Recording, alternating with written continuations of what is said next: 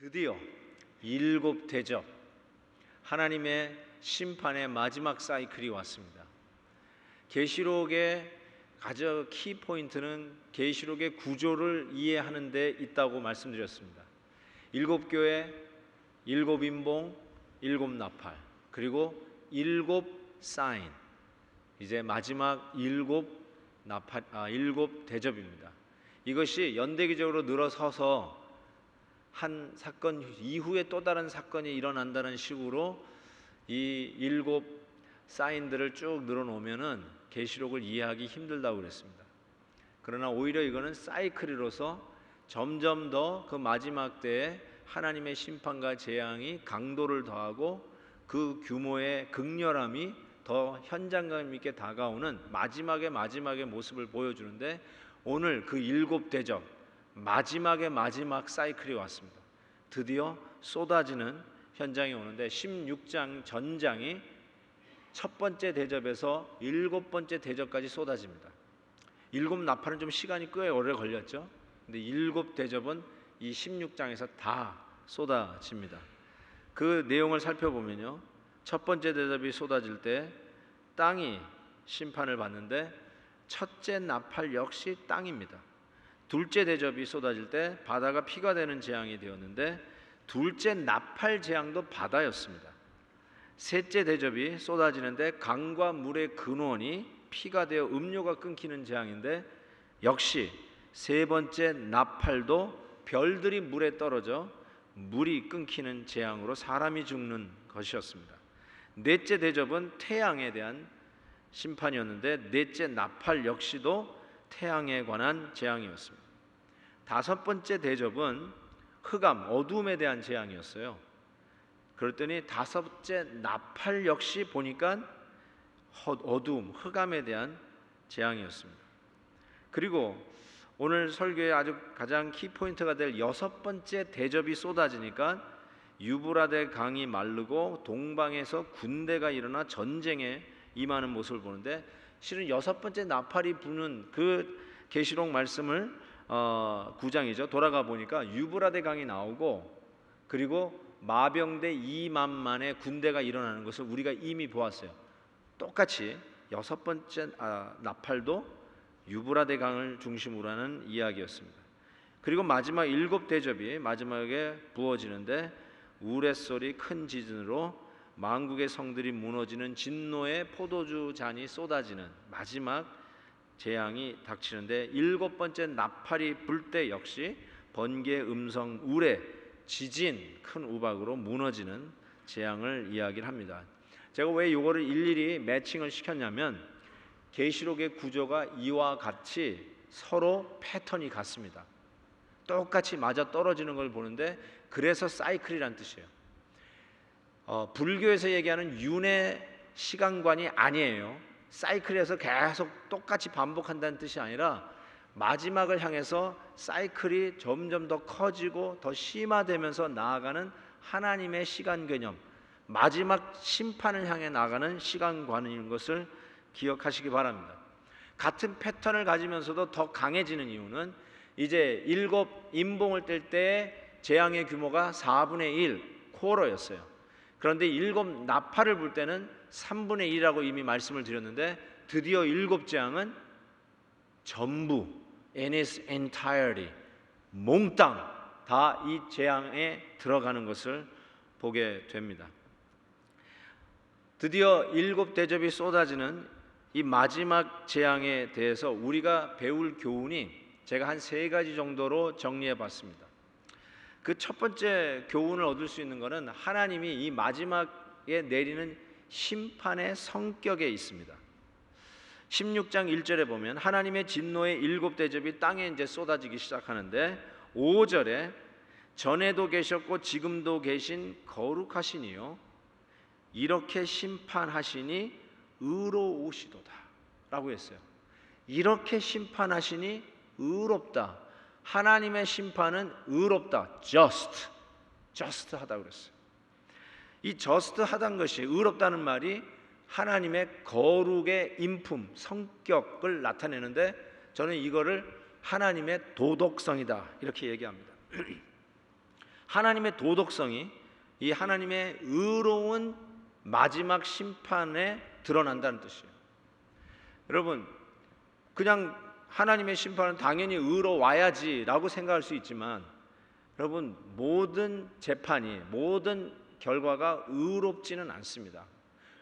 혹시 여러분 재판을 받아본 적 있으십니까? 소송 받아본 적 있습니까? 아니면 교통 티켓 때문에 코트에 가셔본 기억이 있으십니까? 꽤 오래전 얘기지만 O.J. 심슨이라고 하는 왕년 유명한 풋볼 선수가 자기 아내를 살해했다는 혐의로 소송을 받아가지고 재판 과정이 국영방송에 몇 달을 방영했던 것을 여러분이 기억하실 것입니다. 그래서 우리가 심적으로는 O.J. 심슨이 그의 아내를 죽였다고 생각해요. 그런데 여러분 아시죠? 그 결과가 결국은 증거 불충분으로 not guilty, 무죄 선고를 받는데, 그때 그 니콜인가요?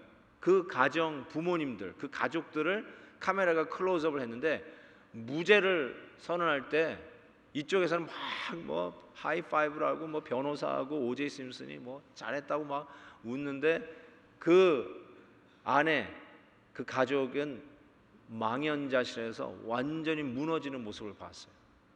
뭐 이런 재판이 다 있냐, 무슨 이런 심판이 다 있냐. 여러분, 그때 우리가 쓸 수 있는 말이 그 심판은 의롭지 않은 거예요. 불공평하다고 얘기할 수 있어요. 여러분, 재판을 받았을 때 의롭다는 말은 원고도 그렇고 피고도 그렇고 그 누구도 불평할 수 없이 맞습니다, 정말 공평하게 재판이 됐습니다 라고 할 때 쓰는 말이 just, 공의가 드디어 이루어졌다, just, 의롭다라고 할 때 쓰는 표현이, 그때 쓰는 표현이에요. 재판을 받아 놓고서도 내가 이겼는데도 불구하고 그냥 속에 있는 체증이 내려가질 않아요. 시원하지가 않아요. 좀 억울해요. 이겨도 억울하고 지면 더 억울하고. 그것이 사법부가 잘 돼 있는 이 미국 땅에서도 있는 일이라면 인간의 재판과 인간의 심판은 의롭지가 않아요. 항상 기울게 돼 있어요. 한쪽이 이겼다고 좋아하지만 또 한쪽에서는 이거는 완전히 불공평하다, It's not just, 의롭지 않다라고 얘기할 수 있는데, 하나님의 심판은 just라고 했어요. 16장 6절에 보면 이렇게 얘기했어요. 그들이 성도들과 선지자의 피를 흘렸으므로 그들에게 피를 마시게 하는 것이 합당하니라. 여러분, 이 말이 뭐냐면, 우리 예수 믿는 사람이 신앙 때문에 오는 손해가 있어요. 불이익이 있어요. 그런데 그 받은 대로 피 흘린 걸 하나님이 정확하게 재어서 심판하실 때 해를 끼친 자에게 그대로 그 양을 마시게 하리라. 덜도 아니요 더도 아니요. 하나님의 백성들을 해하고 억울하게 피 흘리게 한 그대로 그 피의 양을 재서 똑같이 마시게 하리라. 하나님의 심판은 의롭다. 그 어느 쪽에서도 불평할 수 없고 받는 자들에게 시원하게 하는, 공의가 드디어 이루어지는 일을 하는 것이 바로 하나님의 거룩, 도덕성이 드러나는 의로운 심판이다 라고 말씀합니다. 또 한 가지 이 하나님의 심판의 성격이 16장 7절에 나타나는데, 내가 들으니 제단이 말하기를 그러하다, 주 하나님 곧 전능하신 이시여 심판하시는 것이 참되고 true, 의로우시도다 하더라. 따라서 하나님의 심판의 성격은 의로울 뿐만 아니라, 그리고 하나님의 거룩이 드러나는 도덕성일 뿐만 아니라 참되다, it is true, 거짓이 없고 과장이 없고 왜곡이 없는, 있는 그대로 true. 이 땅에서는 재판을 굽게 하는 일들이 너무 많고 우리의 아둔한 지혜와 그리고 시스템의 오류로 정말 모든 사람이 야, 의롭다라고 이야기할 재판이 이 땅에는 없다 할 수 있을지 모르지만, 마지막 하나님의 심판은 누가 보더라도 심판을 받는 자나 드디어 억울함이 해소되고 체증이 내려가는 우리의 입장에서 볼 때 하나님의 재판은 의롭다. 여러분, 초대교회 성도들이 이 계시록을 읽을 때의 마음을 한번 상상해 보십시오. 예수 믿는 것 때문에 끌려갑니다. 예수 믿는 것 때문에 감옥 가고 심지어는 죽기까지 합니다. 예수 믿는 사람이 하는 비즈니스라고 샷다운을 시킵니다. 일거리를 주지를 않습니다. 아무리 비링을 해더라도 크리스찬이 비링하는 것은 아예 고려도 하지 않아요. 자, 그런 입장에서 오늘 말씀을 읽는 초대교회 성도들을 생각해 보세요. 하나님의 마지막 재판은 그 어느 누구에도 기울이지 않는 의롭다. 이것이 초대교회 성도들에게 위로가 되었을까요? 아니면 힘드는 불공평한 일이 되었을까요? 당연히 위로가 되었을 거예요. 하나님의 재판, 심판은 의롭다.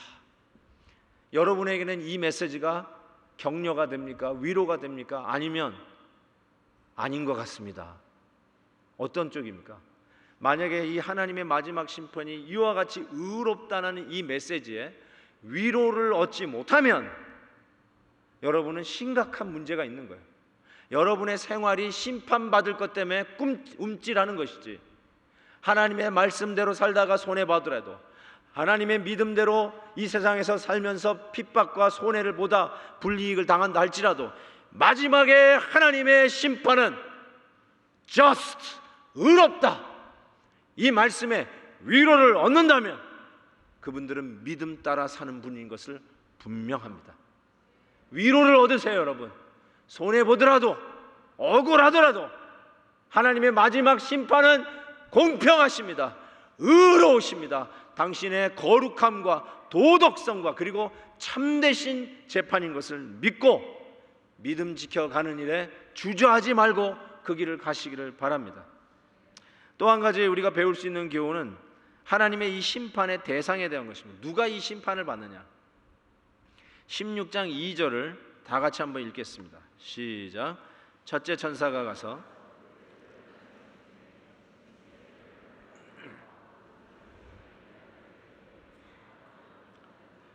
이 짐승의 표를 받는 자들이 심판을 받는데 그들이 누구냐면 우상을 예배하는 우상 경배자들이다. 우상 숭배자들이다. 요걸 기억하고 계세요.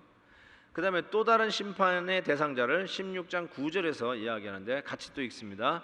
사람들이 크게 태움에 태워진지라. 이 재앙들을 행하는 권세를 가진 신 하나님의 이름을 비방하며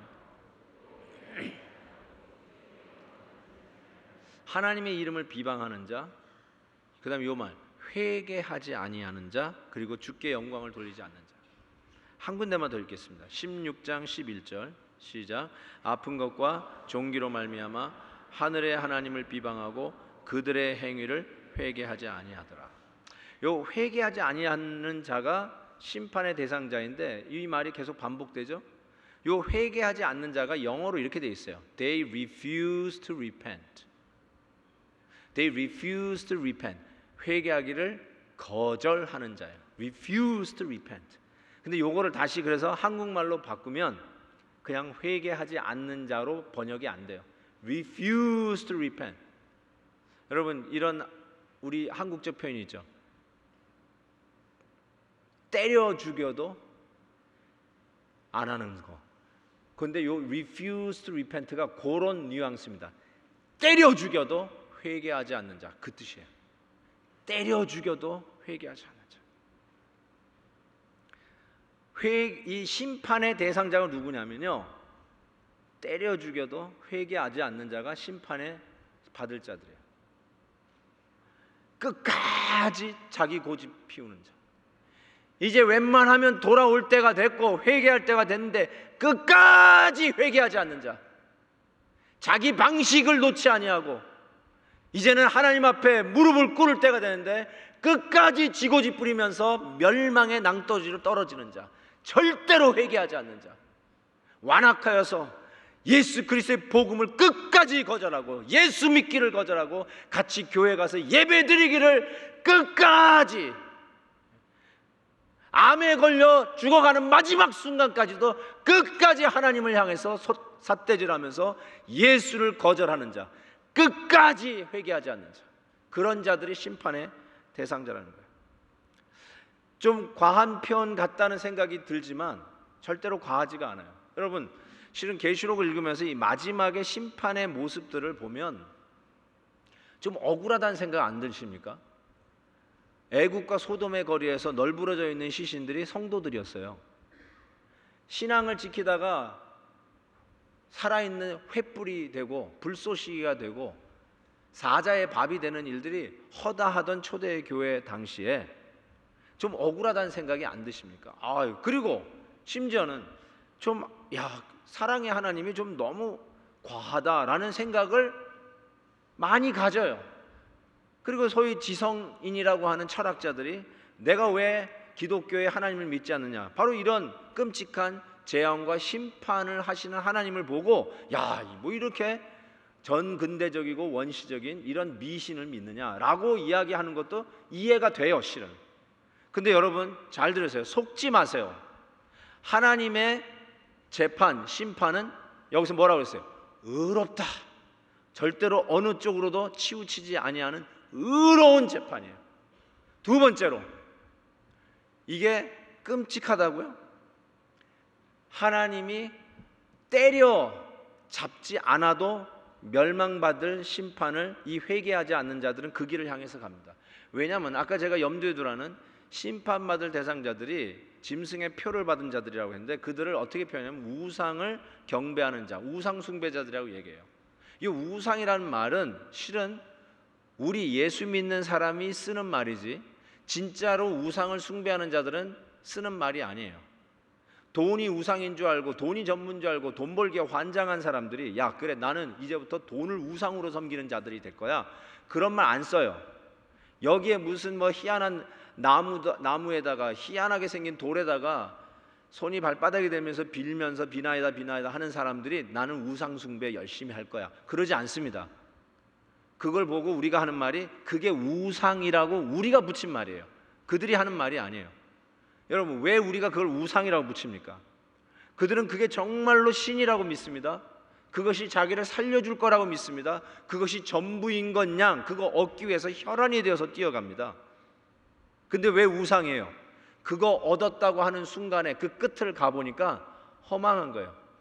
아무것도 없어요. 허플랭이에요. 소갈맹이도 없어요. 속았어요. 이것이다 하고 붙잡았더니 아닌 거예요. 그래서 우리가 붙인 말이 우상이에요. 어떤 의미에서 심판은 하나님이 때려잡지 않아도 끝까지 우상을 섬기는 자는 그 우상의 허망함으로 이미 심판을 받습니다. 내가 그것인 줄 알고 그걸 위해서 온 인생을 바쳐서 얻었는데 얻는 순간에 이게 아무것도 아니에요. 너무 허망한 거예요. 정상에 올랐다고 생각했는데 이것처럼 허망한 게 없어요. 그걸로 멸망이에요. 이게 아니었구나. 내 평생 이걸로 낭비되었구나. 그것이 바로 심판받은 모습이라고 할 수 있을 거예요. 저는 이것이 꼭 도박하는 사람과 비슷하다는 생각을 했어요. 돈 딸 때는 세상의 모든 걸 다 가진 것 같아요. 돈을 딸면은 또 그냥 갑자기 슬롯 머신 어떻게 777 이런 게 걸리면은 딩딩딩딩딩딩딩딩딩 sounds familiar? 그러면서 우르르 떨어지는 소리에 이제 집 한 채도 살고 자동차도 바꾸고 좀 철이 나면은 우리 아이 등록금도 해줘야 되겠다라는 생각도 하고 우리 고생하는 우리 아내에게 진주 목걸이라도 해줘야 되겠다라는 생각을 하면서 열심히 합니다. 그런데 따는 자는 거의 없어요. 잃어버리면 어떻게 됩니까? 빈털터리로 집에 들어가서 아들이 대학 가기 위해서 열심히 아르바이트 하면서 모아놓은 돈까지 다 챙겨서 다시 도박장으로 가는 것이 도박 중독에 걸린 자들의 모습이에요. 허탕이에요. 다 우상이에요. 망상해. 잘 살고 모든 걸 좋은 일 할 수 있을 것 같지만 망상이에요. 이틀 전에 모 일간지에서 나온 기사를 보았습니다.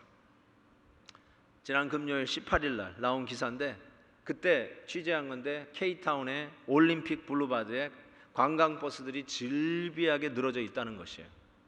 웬 관광버스가 이렇게 늘어져 있는가 봤더니 도박장으로 가는 손님을 나르는 도박 버스였습니다. 매일 케이타운 올림픽 블루바드에서 30대가 떠난다고 합니다. 한 대당 50대 치면 1,500명씩 한인들이 매일 도박장을 향해서 달려간다는 것입니다. 프리예요. 프리 라이드예요. 더군다나 탈 때 30불 상당의 슬롯 머신이나 테이블 머니 쿠폰을 무료로 증정한다고 합니다. 이거 받아 쓰는 분들은 이상한 분이에요. 이런 기회가 있냐고. 여러분, 이건 받아 쓰는 거 아니에요. 이거는. 거기에 한 72세 된 아저씨를 취재를 했는데, 이분이 그 도박에 빠진 분인데 그 버스를 탈 때 자식들이 주는 용돈과 정부 보조금을 가지고 탄다고 합니다. 그리고 그는 일주일에 2-3번 꼭 이 버스를 타고 도박하러 간다고 하는데, 다 잃고 돌아오면 또 도박장에 갈 생각을 하면서 마음이 설렌다, 이렇게 적어놨어요. 여러분, 이게 정확하게 우상 숭배자들의 모습이에요. 환상이에요. 잘못된 환상이에요. 도박장에 가서 한탕으로 내 인생이 바뀔 것 같지만 전혀 그렇지 않아요. 다 잃고 왔는데도 또 갈 생각에 마음이 설렌대. 우리는 예배 드릴 마음에 설렌대. 이 사람은 도박장 가기 위해서 마음이 설렌대. 여러분, 이게 바로 우상 숭배자들의 마지막 심판받는 모습이에요. 이 7대접이 쏟아지면서 받을 수 있는 또 다른 마지막 교훈은 12절에서부터 14절에 나타납니다. 한번 오늘 아마겟돈이 나오는 설교 제목이 유추된 본문이기도 한데 한번 읽어보겠습니다. 시작. 또 6째 천사가 그 대접을 큰 강 유브라데에 쏟음에 강물이 말라서 동방에서 오는 왕들의 길이 예비되었더라. 또 내가 보매 개구리 같은 새 더러운 영이 용의 입과 짐승의 입과 거짓 선지자의 입에서 나오니 그들은 귀신의 영이라 이적을 행하여 온 천하 왕들에게 가서 하나님 곧 전능하신 이의 큰 날에 있을 전쟁을 위하여 그들을 모으더라. 여기에 나오는 이 더러운 영, 새 영인데 용의 입, 짐승의 입, 거짓 선지자, 이것을 뭐라고 표현하냐면 개구리의 영, 개구리라고 얘기했어요. 이 귀신의 영이라고 얘기했고, 이적을 행하면서 천하를 꿰는, 속이는 자들이라고 얘기했는데, 이 또 다른 짝퉁 삼위일체를 흉내내는 용, 그리고 짐승, 거짓 선지자의 이 영을 개구리라고 표현했어요. 왜 개구리라고 표현했는지 잘 모르겠지만, 아마도 개구리를 좋아하시는 분들에게는 좀 섭섭한 얘기일지 모르겠지만, 한국 사람들은 개구리 뒷다리를 잘 먹어서 섭섭할지 모르겠지만, 개구리가 아이들이 귀엽게 부르는 동화랑 저 이미지가 다르죠. 우리는 뭐 올챙이 한 마리, 뭐 꾸물꾸물 앞다리가 쑥 뒷다리가 쑥 하면서 애들이 부르는 노래 가사일 수 있지만, 실은 개구리는 양서류로 모양이 변해요. 알인 줄 알았더니 또 꼬리가 있네, 꼬리가 있는 줄 알았더니 보니까 다리가 나와요. 변해요. 즉 속이는 영을 대표하는 개구리예요. 애굽의 재앙에 개구리 재앙이 있었습니다. 그리고 이 애굽의 재앙에서 애굽의 술사들이 모세의 지팡이가 뱀이 되는 걸 흉내내는 이적을 행합니다. 여기 보니까 이 개구리의 영이 이적을 행해서 세상을 미혹하는 모습도 보게 됩니다. 그런데 여기에 보면 이 동방에서 유브라데 강이 말라서 동방에서 임금들이 모여서 전쟁을 준비한다라고 그랬어요. 유브라데 강이 마른다. 이 유브라데 강은 페르시아, 메데파사라고도 얘기하는 이 페르시아와 바벨론의 국경이 유브라데 강이에요. 압록강이 중국과 북한의 국경이듯이 유브라데 강이 페르시아와 바벨론의 국경이라고 이야기할 수 있습니다. 그런데 이 유브라데 강이 말라요. 마르니까 어떻게 보면 전차를 몰고 그냥 침투할 수 있어요. 강을 도하할 이유가 없어요. 그냥 침투할 수 있는 기회라는 뜻이에요. 그래서 이 동방의 임금들이 연합 작전을 벌여서 전쟁을 준비하는 모습으로 나타나는 것이 여섯 번째 대접인데, 이 동방이라고 얘기할 때 성경은 항상 여러분이 염두에 둘 것이 동방이 어딘가? 페르시아를 얘기해요. 성경에서 가장 유명한 동방은 동방박사예요. 동방박사들이 예수님에게 오는데 그들이 누구냐? 페르시아에서부터 온 사람들이에요. 그들이 예수님에게 경배하는 그 동방. 근데 이 동방이 벌써 이사야에서 나오는 이미지입니다. 41장 2절에 보면 누가 동방에서 사람을 일깨워서 공의로 그를 불러 자기 발 앞에 이르게 하였느냐, 열국을 그의 앞에 넘겨주며 딴딴딴. 보세요. 동방에서 오는 그 군대가 연합한다는 이미지가 나오죠. 그런데 이 유브라다의 강이 마르면서 결국은 페르시아가 바벨론을 공격해서 바벨론을 점령합니다. 그게 고레스 왕 때, 페르시아 고레스 왕 때 바벨론 벨사샬 왕을 점령합니다. 이사야 44장 보세요. 기품에 대하여는 이르기를 마르라, 내가 내 강물들을 마르게 하리라 하며, 고레스에 대하여 이르기를 내 목자라, 이 페르시아 왕을 내 목자라 그랬어요. 그가 나의 모든 기쁨을 성취하리라 하며, 예루살렘에 대하여는 이르기를 중건되리라, 성전에 대하여는 내 기초가 놓여지리라. 동방에서 군대를 이끌고 전쟁이 일어나는데 바벨론을 치는 이 사건이 이스라엘, 예루살렘에게는 다시 중건되는 기회라는 것을 이야기해요.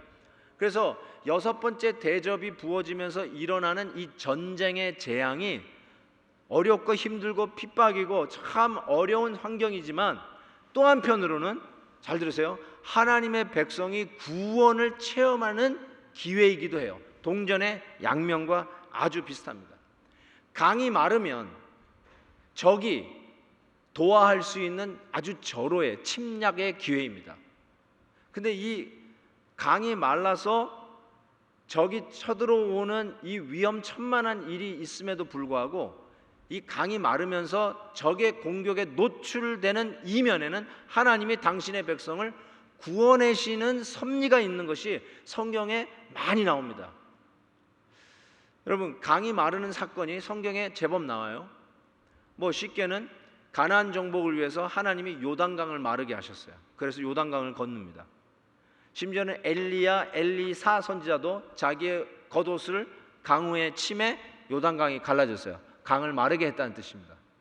그런데 뭐니 해도 물을 마르게 한 대표적인 사건은 홍해 사건입니다. 홍해 사건을 출애굽기 14장에 이렇게 표현하고 있어요. 모세가 바다 위로 손을 내밀매 여호와께서 큰 동풍이 밤새도록 바닷물을 물러가게 하시니 물이 갈라져, 잘 보세요, 바다가 마른 땅이 된지라. 이스라엘 자손이 바다 가운데를 육지로 걸어가고, 강이, 홍해 바다가 말랐어요. 그래서 그 마른 땅을 받고 이스라엘 백성이 출애굽을 실현합니다. 그런데 여러분, 뭐 10개라는 영화에서 보셨으면 아시겠지만, 원래 이런 말 하면 안 되고 성경을 읽어봤으면 아시겠지만, 출애굽기 14장 27절에 보면 모세가 곧 손을 바다 위로 내밀매 새벽이 되어 바다의 힘이 회복된지라. 애굽 사람들이 물을 거슬려 도망하나 여호와께서 애굽 사람들을 바다의 가운데 엎으시니, 바다에서 수장시키는 심판을 하셨다고 설명하는데, 여러분, 마른 땅, 강을 마르게 하는, 바다를 마르게 하시는 하나님의 그 섭리는 백성들을 탈출시키는, 구원하시는 방편임과 동시에 또 한편으로는 그 마른 땅을 밟고 이스라엘을 추격하는 통로가 돼요. 그거를 뒤돌아본 이스라엘 백성들의 마음은 아마 패닉 상태에서 가슴을 쓸어내렸을 거예요. 야, 이거 죽는구나. 그런데 그 마른 강을 추격해오는 애굽의 병정들을 하나님은 수장시키면서 심판해 버리세요. 강을 마르게 하는 그 사건이 항상 양면이에요.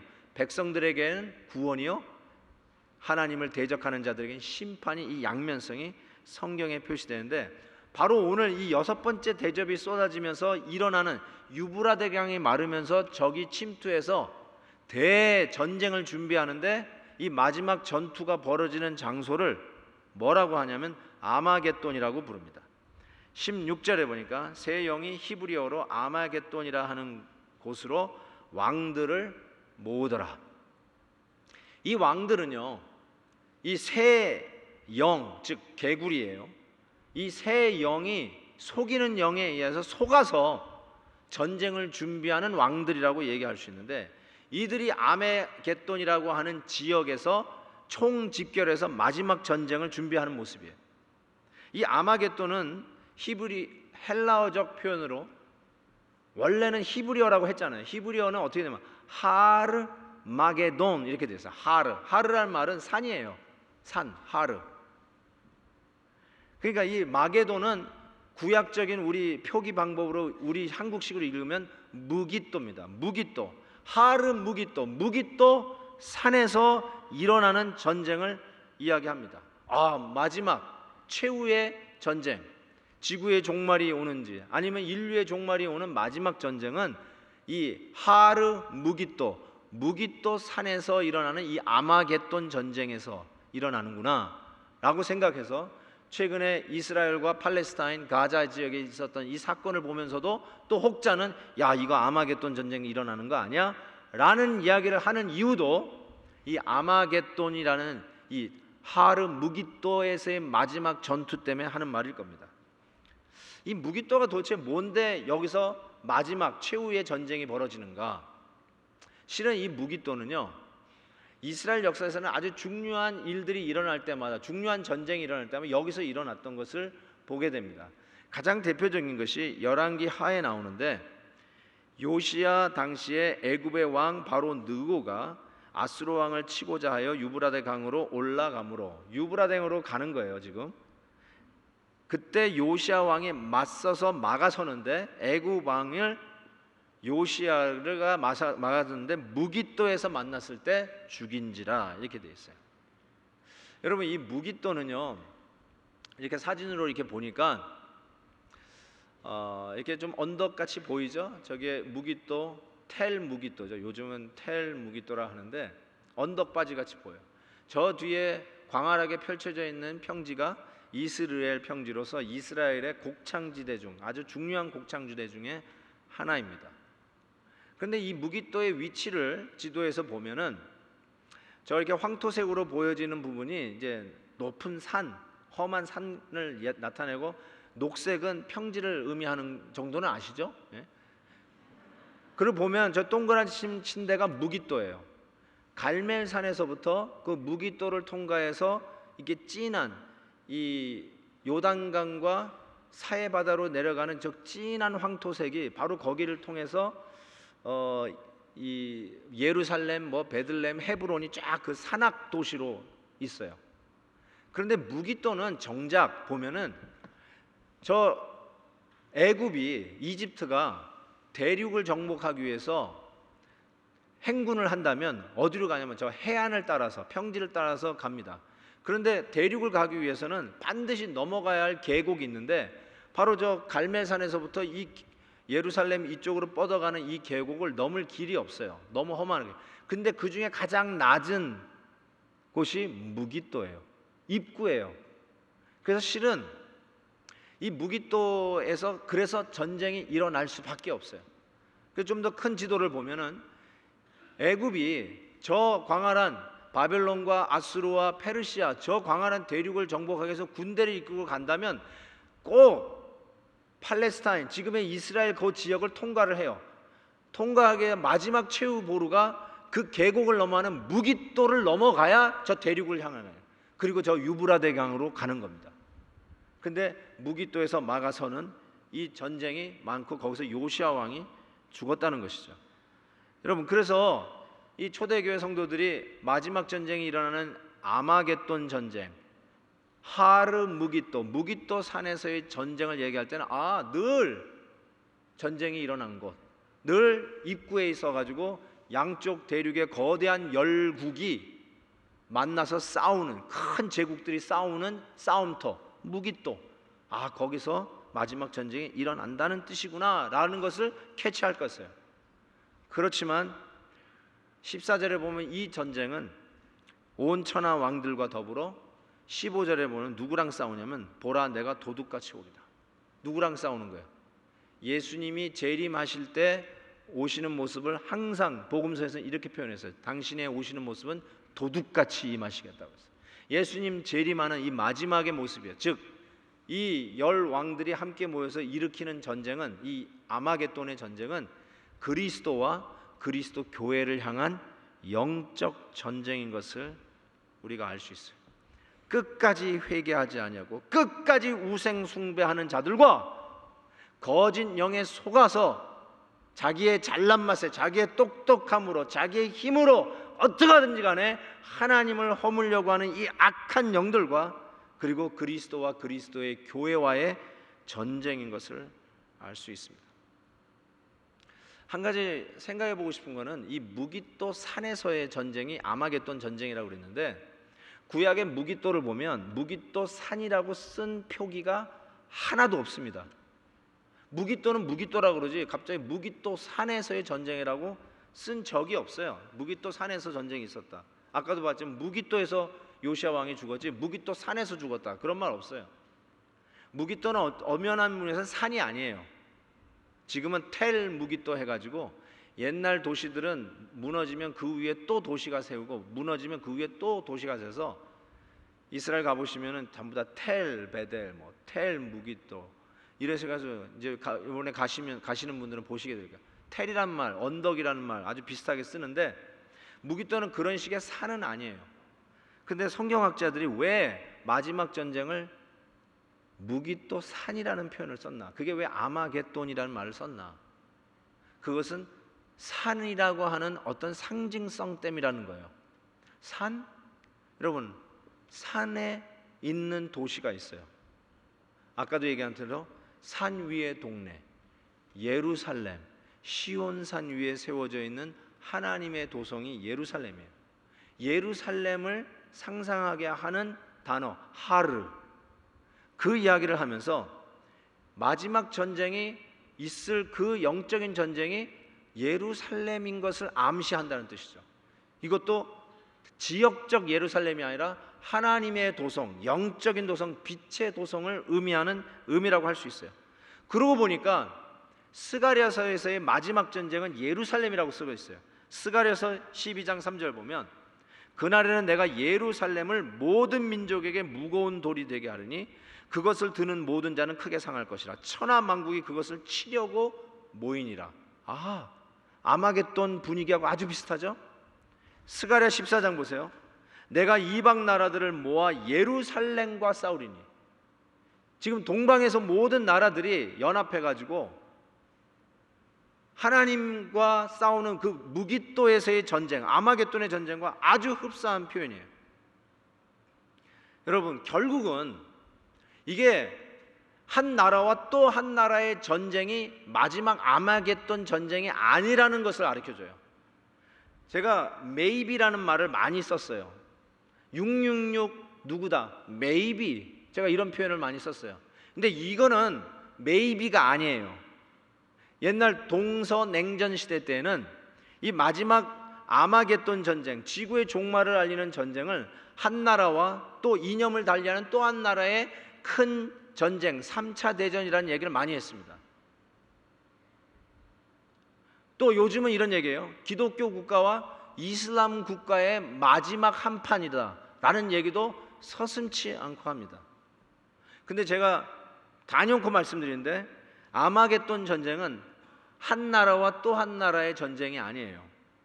단연코 말씀드리는데 기독교 국가라고 얘기하는 뭐 미국이든지 이슬람 국가라고 얘기하는 또 다른 한 나라와의 전쟁으로 나타날 아마겟돈 전쟁이 아니에요. 왜 제가 그 말씀을 드리냐면, 첫째로 이 아마겟돈은 무깃도 그 지역에서 일어나는 지역적 이름의 전쟁이 아니에요. 영적 싸움의 큰 원리를 보여주고 있어요. 악의 세력과 빛의 세력의 한바탕이에요. 즉 이거는 그리스도와 그리스도를 따라가는 하나님의 교회와 악의 세력과의 싸움이에요.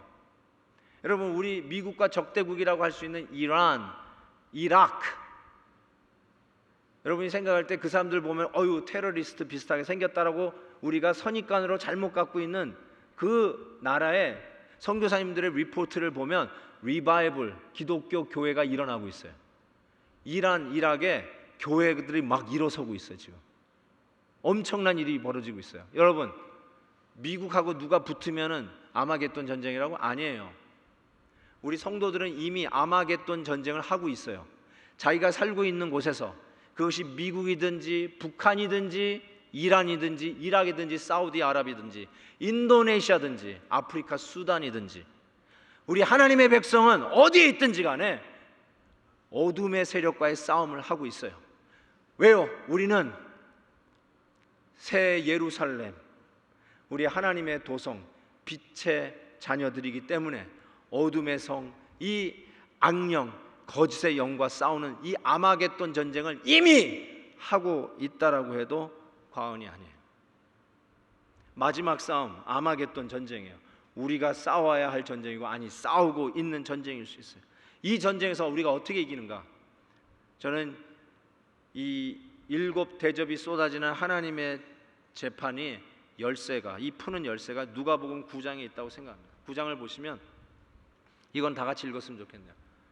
시작. 영광 중에 나타나사 장차 예수께서 예루살렘에서, 여기 별세라고 번역한 이 한국 번역은 기가 막힌 번역입니다. 근데 변화산상에서 있는 얘기예요. 거기 변화산상에서 예수님, 모세, 엘리야가 나타나서 사도 베드로가 초막셋을 짓겠다고 했던 곳, 여기가 조사원이에요. 바로 그 장면이에요. 그 변화산상에서 무슨 음성이 들리냐면 영광 중에 나타나서 장차 예수께서 예루살렘에서 별세하리라. 강을 마르게 하고 바다를 마르게 하는 것을 경험했던 모세와 엘리야. 근데 예수님께서 예루살렘에서 별세하리라. 요 헬라어 원문 성경을 보면 이렇게 돼 있어요. 톤 엑사돈 아우트. 엑서던 뭐와 비슷해요? 엑소더스. 엑소더스가 뭐죠? 출애굽이에요. 출애굽. 다시 얘기하면 예수님께서 예루살렘에서 별세를 예루살렘에서 출애굽하실 것을 말씀하셨다. 마지막 전쟁으로 의미되어지는 예루살렘에서 온 적그리스도들과의 싸움에서 이루어지는 이 전쟁에서 어떻게 이기냐면 예수님께서 바로 그 예루살렘에서 엑소더스 하시겠다. 여러분, 7 대접의 재앙은 전부 다 애굽 재앙의 이미지를 가지고 있어요. 그 애굽에서 내린 7 재앙 때문에 출애굽을 가능하게 했어요. 그 재앙은 백성들을 구원해 내기 위한, 출애굽하기 위한 하나님의 섭리였어요. 마찬가지로 7 대접이 쏟아지는 그 재앙 속에서 어떻게 당신의 백성들을 구원해 내시는가? 이렇게 얘기했어요. 당신의 아들 독생자 예수 그리스도를 영문 밖 예루살렘에서 엑소더스 시켰어요. 그거를 별세라고 번역했고, 어떤 영어 성경에 보면 death, 죽음이라고 번역을 했어요. 예수 그리스도의 십자가에서의 죽으심이 출애굽이셨어요.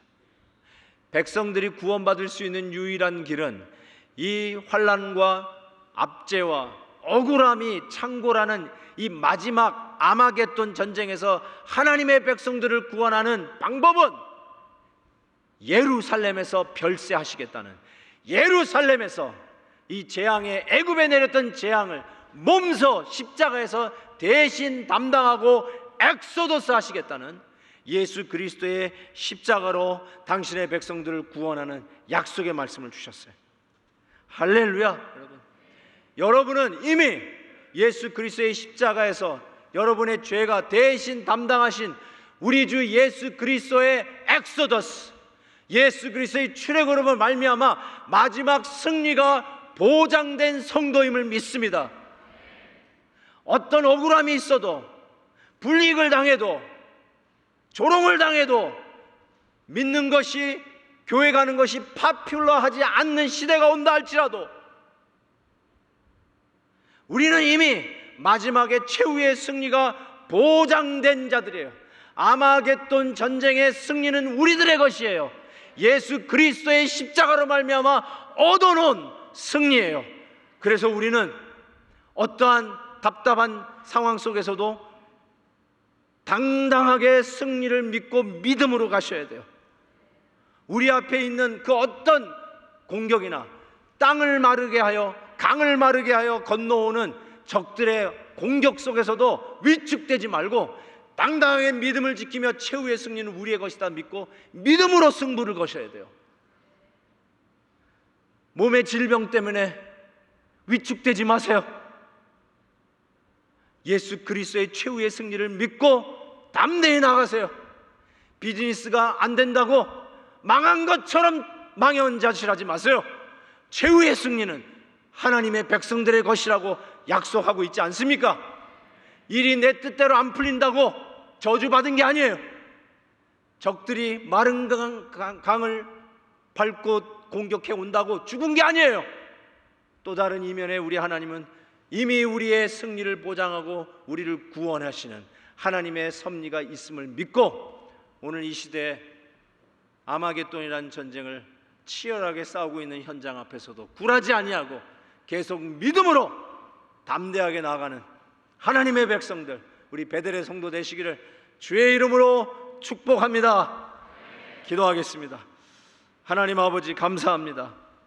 우리의 마지막 전투도 이미 승리가 보장된 전투임을 믿고 감사를 드립니다. 담대하게 하옵소서. 주여, 이 믿음으로 승부를 거는 믿음 있는 자들, 이 시대에 하나님의 역사를 이루는 십자가의 군병들 되게 해 주옵소서. 시시한 14만 4천 명 군대가 아니라 마지막 전쟁의 승리의 계가를 부를 하나님의 군대 되게 하여 주시옵소서. 감사합니다. 예수 그리스도의 이름으로 기도하옵나이다. 아멘.